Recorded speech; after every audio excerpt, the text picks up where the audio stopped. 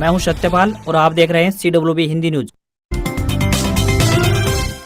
शक संवत 1946 विक्रम संवत 2081 आज फाल्गुन मास के शुक्ल पक्ष की द्वादशी तिथि और दिन सोमवार है।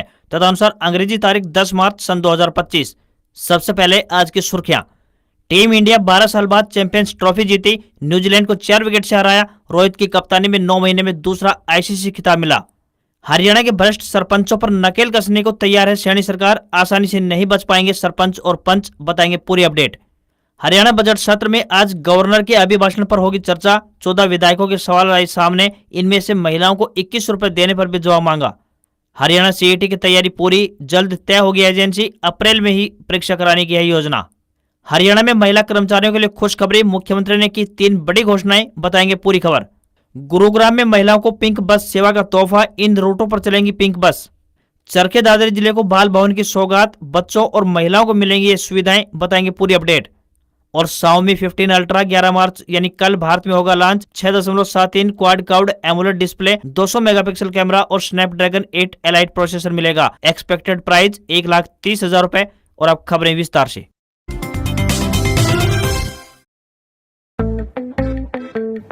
अली, मेरा हेयर स्टाइल कैसा लग रहा है? बहुत क्यूट। देख, सेम बचपन। हरियाणा में लगातार मौसम परिवर्तनशील बना हुआ है। सुबह और शाम को छोड़ दें तो दिन भर तेज धूप निकल रही है, जिससे कि लोगों के लिए कुछ देर बैठना तक असहनीय हो रहा है। आलम यह है कि राज्य में दोपहर का तापमान 32.3 डिग्री सेल्सियस तक पहुंच चुका है। सुबह के 6 जिले ऐसे हैं जहां दोपहर का तापमान 30 डिग्री सेल्सियस से ऊपर रिकॉर्ड किया गया। इस दौरान ठंडी हवाएं भी चल रही है। इसी बीच मौसम विभाग द्वारा ताजा मौसम पूर्वानुमान जारी किया गया है। प्रदेश में आमतौर पर 13 मार्च तक मौसम परिवर्तनशील बना रहेगा। इस दौरान 2 पश्चिमी विक्षोभ भी सक्रिय होंगे, जिसके कारण 9 मार्च की रात से 13 मार्च के दौरान बीच बीच में हवा में बदलाव देखा जाएगा। राज्य के ज्यादातर इलाकों में आंशिक बादलवाई छाए रहने की संभावना बनी हुई है। इस दौरान दिन के तापमान में हल्की गिरावट दर्ज की जाएगी, तो वहीं रात के तापमान में हल्की बढ़ोतरी होने के भी आसार जताए गए हैं। इसके बाद 11 मार्च और 12 मार्च के दौरान मध्यम तेज गति से हवाएं भी चलने की संभावना बनी हुई है। 14 मार्च से एक और पश्चिमी विक्षोभ की सक्रियता बढ़ेगी, जिससे मौसम में फिर से बदलाव होना संभावित है। विभागीय आंकड़ों के अनुसार महेंद्रगढ़ में दिन का तापमान 32.3 डिग्री, फरीदाबाद में 31.8, बालसमंद में 31.8, हिसार और नारनौल में 31 डिग्री सेल्सियस, तो चरखी दादरी में 31.4 और सिरसा में 30 डिग्री सेल्सियस तापमान रिकॉर्ड किया गया। रेवाड़ी बाल भवन की तरफ से सिलाई टीचर के पदों पर भर्ती के लिए आवेदन आमंत्रित किए गए हैं। जो भी उम्मीदवार इन पदों के लिए इच्छुक हैं, वे ऑफलाइन माध्यम से अपने आवेदन भेज सकते हैं। पुरुष व महिला दोनों वर्गों के उम्मीदवार अपने आवेदन भेज सकते हैं। आवेदक 12वीं पास होने चाहिए व उनके पास 6 महीने का सर्टिफिकेट होना चाहिए। किसी भी वर्ग के उम्मीदवारों को कोई भी आवेदन शुल्क नहीं देना होगा। न्यूनतम आयु 21 वर्ष और अधिकतम आयु 42 वर्ष तय की गई है। आवेदन करने की आखिरी तारीख 15 मार्च है।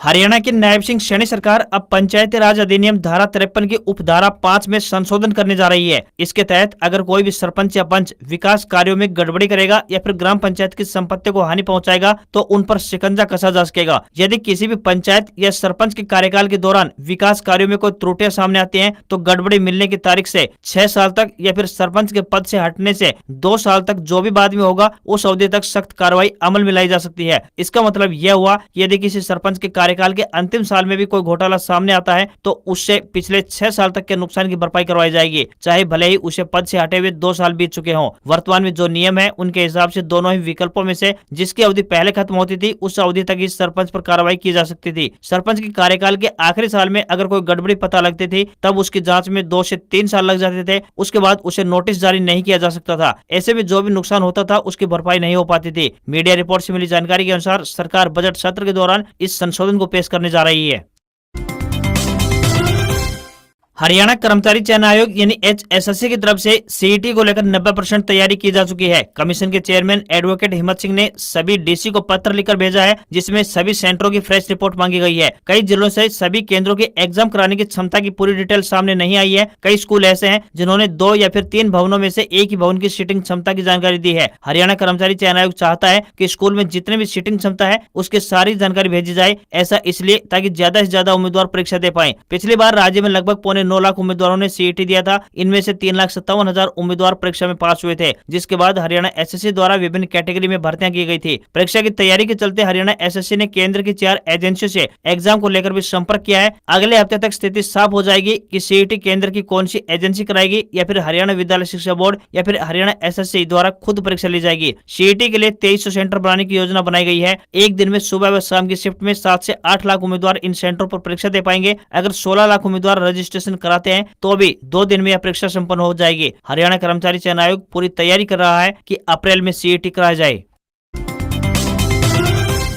हरियाणा के चरखी दादरी जिले को बाल भवन की सौगात मिली है। अंतर्राष्ट्रीय महिला दिवस के अवसर पर पंचकुला में आयोजित हुए राज्य स्तरीय महिला सम्मान समारोह के अवसर पर सीएम नायब सिंह सैनी ने इस बाल भवन का ऑनलाइन शिलान्यास किया। इस बाल भवन निर्माण से महिलाओं और बच्चों को काफी सुविधाएं मिलेंगी। समाज और देश की उन्नति में बच्चों का समग्र विकास महत्वपूर्ण भूमिका अदा करता है। इसी कड़ी में बाल भवन का निर्माण एक महत्वपूर्ण कदम साबित होगा। सीएम नायब सिंह सैनी ने कहा कि इसी उद्देश्य को पूरा करने के लिए बाल भवन की नींव रखी गई है, जो बच्चों के सर्वांगीण विकास का एक उत्कृष्ट केंद्र होगा। मुख्यमंत्री नायब सिंह सैनी ने कहा कि बाल भवन एक ऐसा केंद्र होगा जहां बच्चों को शिक्षा, कला, संगीत, खेल, विज्ञान और सांस्कृतिक गतिविधियों से जोड़ा जाएगा। यह केवल मात्र पढ़ने की जगह ही नहीं होगी, बल्कि बच्चों की रचनात्मकता को निखारने और उनके व्यक्तित्व को संवारने में भी कारगर साबित होगा। चरखी दादरी महिला एवं बाल विकास जिला कार्यक्रम अधिकारी गीता सहारण ने बताया कि बाल भवन निर्माण से महिलाओं को भी फायदा पहुंचेगा। उनके लिए बाल भवन में सिलाई, ब्यूटिशियन, कंप्यूटर आदि कोर्स करवाए जाएंगे, जो महिलाओं को आत्मनिर्भर बनाने में सहायक सिद्ध होंगे, यानी उन्हें यहाँ से रोजगार का प्रशिक्षण मिलेगा।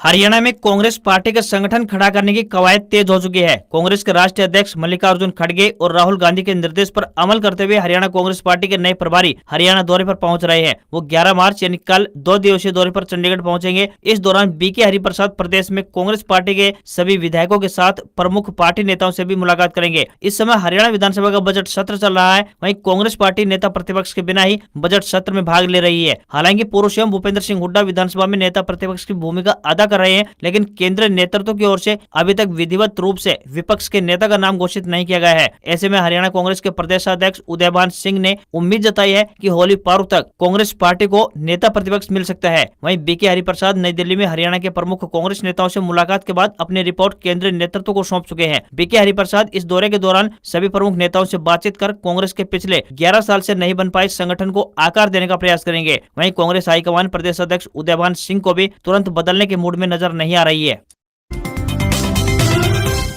हरियाणा विद्यालय शिक्षा बोर्ड यानी एचबीएससी का नया अध्यक्ष पवन कुमार को नियुक्त किया गया है। पवन कुमार इससे पहले चरखी दादरी जिला राज के पीजी कॉलेज में प्रिंसिपल थे। इसके साथ ही वे 2 सालों तक हरियाणा विद्यालय शिक्षा बोर्ड में संयुक्त सचिव भी रह चुके हैं। इस अवसर पर बोर्ड सचिव डॉक्टर मुनीष नागपाल सहित अन्य अधिकारी भी उपस्थित रहे। नवनियुक्त चेयरमैन पवन कुमार का कहना है कि 10वीं व 12वीं की चल रही परीक्षाओं में निगरानी व्यवस्था को और सुदृढ़ किया जाएगा। नकल की कोई भी संभावना नहीं रहेगी। बोर्ड परीक्षाओं में पूरे राज्य में नकल को रोकना पहली प्राथमिकता है। पेपर आउट के मामलों में सरकार व शिक्षा बोर्ड की तरफ से नकल कराने में शामिल निरीक्षक, छात्रों और कर्मचारियों पर कार्रवाई की गई है। उनका कहना है कि अब जल्द अध्यापक पात्रता परीक्षा यानी एस्टेट के बारे में भी फैसला लिया जाएगा। लंबे समय से उम्मीदवार इस परीक्षा का इंतजार कर रहे हैं। ऐसे में अब अध्यक्ष नियुक्त होने के बाद इस पर भी कोई निर्णय होगा। उन्होंने बताया कि हरियाणा में नई शिक्षा नीति को लागू किया गया है। नई शिक्षा नीति के तहत उनका उद्देश्य संस्कारवान शिक्षा देना तथा बच्चों की रुचि के विषयों को शामिल करना होगा। दक्षिण हरियाणा बिजली वितरण निगम द्वारा नूंह जिले में बिजली आपूर्ति की जिम्मेदारी प्राइवेट कंपनियों को सौंपने की तैयारी की जा रही है। यहाँ के 74 गाँव में बिजली से संबंधित सभी कार्य अब प्राइवेट कंपनी के हाथों में होंगे। अनुमान है कि अप्रैल के पहले सप्ताह तक कंपनी का चयन कर निगम द्वारा कॉन्ट्रैक्ट किया जा सकता है। बता दें कि यह कदम निगम को हो रहे नुकसान की भरपाई के लिए उठाया गया है। इसके तहत प्राइवेट कंपनी बिजली में खराबी ठीक करने से लेकर उपभोक्ताओं से बिल वसूली तक की सभी जिम्मेदारियां निभाएंगी। मिली जानकारी के अनुसार बता दें कि काफी समय से बिजली उपभोक्ताओं द्वारा बिल न भरने और बिजली चोरी करने के कारण निगम को भारी नुकसान उठाना पड़ रहा था। उपभोक्ताओं की समस्याओं के समाधान के लिए भी प्राइवेट कंपनी को अब 24 घंटे शिकायत केंद्र खोलना होगा। इसके अलावा बिजली की समस्याओं को ठीक करने के लिए भी टीम का गठन करना पड़ेगा। अंतर्राष्ट्रीय महिला दिवस पर गुरुग्राम से एक अच्छी खबर सामने आ रही है। Gurugram metro city bus limited ने इस खास मौके पर महिलाओं को पिंक बस सेवा का तोहफा दिया है। इन बसों का संचालन शहर के 2 प्रमुख मार्गों पर किया जाएगा ताकि महिलाएं सुरक्षित और आरामदायक सफर कर सकें। पिंक बसों के संचालन की बात करें तो root number 215B Gurugram bus stand से डूंडाहेड़ा और route number 116E Hooda city centre से गुरुग्राम रेलवे स्टेशन पर दौड़ेगी। Gurugram metro city bus limited के मुख्य कार्यकारी अधिकारी विश्वजीत चौधरी ने पिंक बस सेवा को हरी झंडी दिखाकर रवाना किया। इस अवसर पर विश्वजीत चौधरी ने कहा कि पिंक बसों में केवल महिला यात्री ही सफर कर पाएंगे। महिलाओं को सुरक्षित आवागमन का विकल्प प्रदान करके उन्हें सशक्त बनाने की दिशा में यह कदम उठाया गया है। दोनों रूट्स पर पिंक बस सेवा का संचालन शुरू हो चुका है। कामकाजी महिलाएं और स्कूल व कॉलेज में पढ़ने वाली छात्राएं इसमें सफर कर सकेंगी। नवरात्रि का पावन पर्व साल में 4 बार मनाया जाता है। इसमें चैत्र नवरात्रि और शारदीय नवरात्रि का विशेष महत्व बताया गया है। हिंदू धर्म में नवरात्रि एक महत्वपूर्ण उत्सव है जिसे शक्ति की पूजा और आध्यात्मिक साधन के लिए काफी अहम माना जाता है। आज की इस खबर में हम आपको बताएंगे कि चैत्र नवरात्रि कब से प्रारंभ होने जा रहे हैं और पूजा का शुभ मुहूर्त क्या होने वाला है। चैत्र नवरात्रि देवी दुर्गा के 9 स्वरूपों की आराधना का पर्व है जो हर साल चैत्र मास के शुक्ल पक्ष की प्रतिपदा यानी एकम तिथि से प्रारंभ होता है। इस साल चैत्र नवरात्रि का आरंभ 30 मार्च यानी कि रविवार से होने जा रहा है और इसका समापन की बात करें तो 6 अप्रैल को होगा। अब की बार नवरात्रि 9 दिन के बजाय केवल 8 दिनों की रहने वाली है क्योंकि तिथियों में परिवर्तन के कारण अष्टमी और नवमी एक ही दिन है।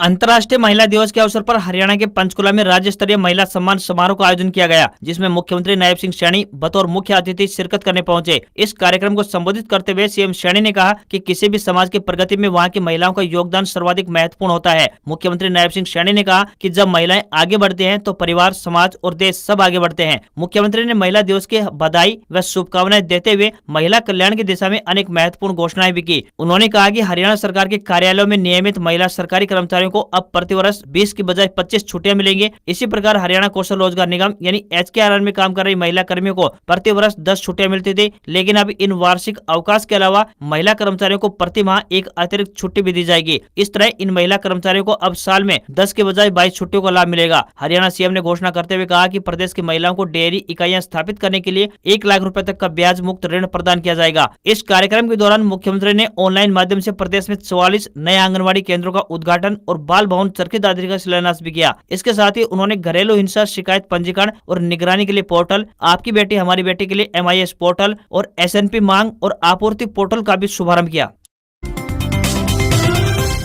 होस्ट पाकिस्तान, वेन्यू दुबई और 12 साल बाद टीम इंडिया ने चैंपियंस ट्रॉफी जीत ली है। भारत ने 9 महीने के अंदर अंदर दूसरा ICC टाइटल जीत लिया है। टीम ने दुबई में न्यूजीलैंड को 4 विकेट से चैंपियंस ट्रॉफी फाइनल हराया। रोहित शर्मा की कप्तानी में टीम ने जून 2024 में भी T20 वर्ल्ड कप जीता था। रविवार को दुबई में न्यूजीलैंड ने पहले बैटिंग करते हुए 7 विकेट खोकर 251 रन बनाए तो भारत ने 49वें ओवर में 6 विकेट के नुकसान पर टारगेट हासिल कर लिया। कप्तान रोहित शर्मा ने 76, श्रेयस अय्यर ने 48 और KL राहुल ने 34 रन बनाए। गेंदबाजी में कुलदीप यादव का रोल बहुत बड़ा रहा। उन्होंने 2 ओवर के अंदर सचिन रविंद्र और केन विलियमसन को पेविलियन भेजा। वरुण चक्रवर्ती ने भी 2 विकेट लिए। रविंद्र जडेजा ने 10 ओवर में महज 30 रन देकर 1 विकेट लिया। उन्होंने ही 49वें ओवर में विनिंग बाउंड्री भी लगाई। 252 रन के टारगेट के सामने भारत को कप्तान रोहित शर्मा और शुभमन गिल ने मजबूत शुरुआत दिलाई। वहीं दोनों ने सेंचुरी पार्टनरशिप की। रोहित ने तेजी से 50 लगाई। उन्होंने 7 चौके और 3 छक्के लगाकर 76 रन बनाए।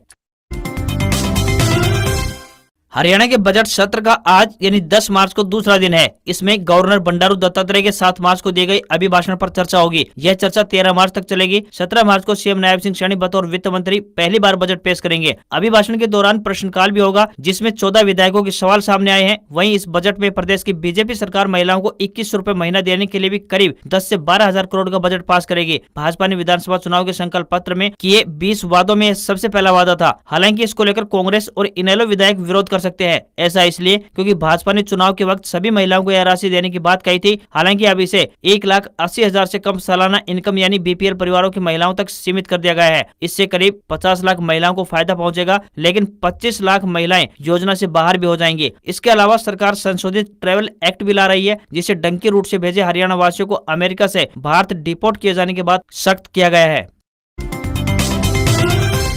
जम्मू कश्मीर में बर्फबारी का दौर फिलहाल थम गया है। प्रशासन ने सड़कों पर जमी बर्फ हटाई है जिससे कि रास्ते खुल सके। इसके साथ ही जम्मू कश्मीर के तापमान में भी वृद्धि हुई है। हिमाचल प्रदेश में 10 मार्च से मौसम बदलेगा। 1 हफ्ते तक पहाड़ों पर बर्फबारी होगी। जम्मू कश्मीर के साथ उत्तराखंड में लैंडस्लाइड व बर्फ के पहाड़ खिसक सकते हैं। मौसम विभाग के मुताबिक 15 मार्च के बाद तेजी से गर्मी बढ़ेगी। वहीं राजस्थान में 12 मार्च तक मौसम शुष्क बना रहेगा। इसके बाद तापमान में 2 डिग्री सेल्सियस तक और बढ़ोतरी होने की संभावना जताई गई है। हालांकि वेस्टर्न डिस्टर्बेंस के असर के चलते बादल छा सकते हैं। वहीं हरियाणा की बात करें तो हरियाणा में दिन का तापमान 30 डिग्री सेल्सियस के पार पहुंच गया है। मौसम विभाग के मुताबिक वेस्टर्न डिस्टर्बेंस के चलते 9 से 13 मार्च के बीच राज्य में बादल छाएंगे, हल्की बारिश भी हो सकती है। हरियाणा के महेंद्रगढ़ में अधिकतम तापमान 32.3 डिग्री सेल्सियस पहुंच गया है। वहीं फरीदाबाद, हिसार और नारनौल का अधिकतम तापमान 31 डिग्री सेल्सियस को पार कर गया है। राजस्थान में पश्चिमी हवा का प्रभाव बढ़ने से गर्मी तेज होने लगी है। दिन में अब पसीने छूटने लगे हैं और सुबह शाम भी ठंडक कम होने लगी है। बाड़मेर जिले में दूसरे दिन भी अधिकतम तापमान 38 डिग्री सेल्सियस के ऊपर दर्ज किया गया। जैसलमेर, जालौर, डूंगरपुर में भी तापमान 36 डिग्री सेल्सियस के पार पहुंच गया है।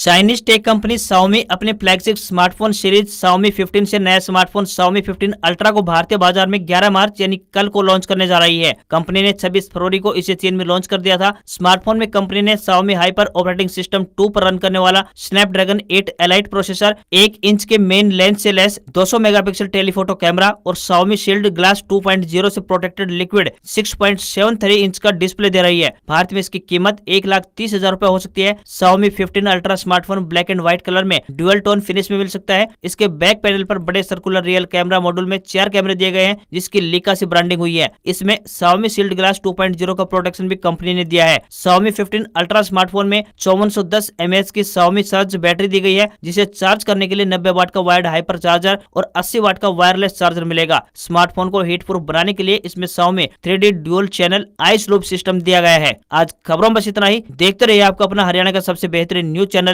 CWB Hindi news. नमस्कार। इसी आशा के साथ आपका दिन शुभ।